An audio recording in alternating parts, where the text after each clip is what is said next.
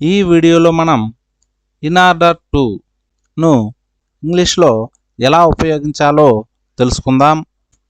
It is used to express purpose or reason for an action. అంటే ఏదైనా ఒక పని చేయడం వెనుక ఉండే ఉద్దేశాన్ని లేదా ఆ పని చేయడానికి గల కారణాన్ని తెలపడానికి మనం ఇన్ ఆర్డర్ టు ను ఉపయోగిస్తాం. ఏదైనా ఒక పని చేయడం వెనక ఉండే ఉద్దేశాన్ని లేదా ఆ పని చేయడానికి గల కారణాన్ని తెలపడానికి ఇన్ ఆర్డర్ టును ఉపయోగిస్తాం. In order to pass the exam he studied day and night. In order to pass the exam అంటే పరీక్ష పాస్ కావడానికి.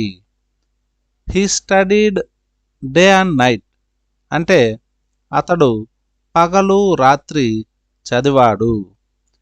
In order to pass the exam he studied day and night అంటే పరీక్ష pass కావడానికి అతడు పగలు రాత్రి చదివాడు.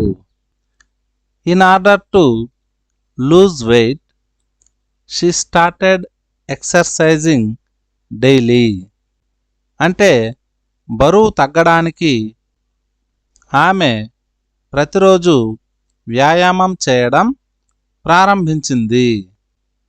In order to buy a new mobile phone he saved money.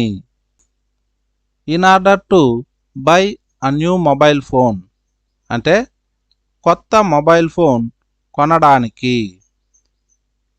He saved money అంటే అతడు డబ్బును పొదుపు చేశాడు.